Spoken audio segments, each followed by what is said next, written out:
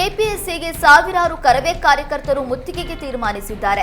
ಪರೀಕ್ಷೆಯಲ್ಲಿ ಕನ್ನಡ ಮಾಧ್ಯಮ ಅಭ್ಯರ್ಥಿಗಳಿಗೆ ಆಗಿರುವ ಅನ್ಯಾಯ ಖಂಡಿಸಿ ಹೋರಾಟಕ್ಕೆ ಕರವೇ ಮುಂದಾಗಿದೆ.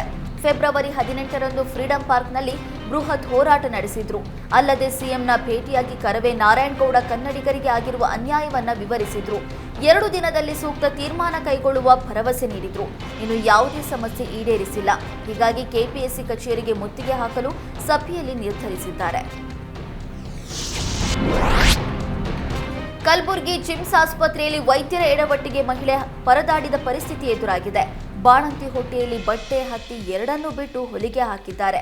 ಫೆಬ್ರವರಿ 5ರಂದು ಭಾಗ್ಯಶ್ರೀ ಸಿಸೇರಿಯನ್ ಮಾಡಿದ್ದ ವೈದ್ಯರು ಹೊಟ್ಟೆಯಲ್ಲೇ ಬಟ್ಟೆ ಹತ್ತಿ ಬಿಟ್ಟಿದ್ದಾರೆ.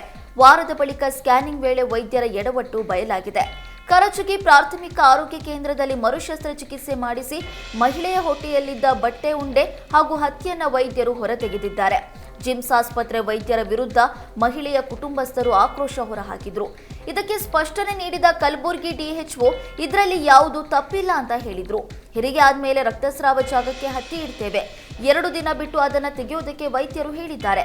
ಆದರೆ ಬಾಣಂತಿ ಕಡೆಯವರು ಅದನ್ನ ತೆಗೆಸಿಲ್ಲ, ಇದರಿಂದ ಇನ್ಫೆಕ್ಷನ್ ಆಗಿದೆ, ಮಗು ಬಾಣಂತಿಗೆ ಯಾವುದೇ ತೊಂದರೆ ಆಗಿಲ್ಲ ಅಂತ ಹೇಳಿದ್ರು.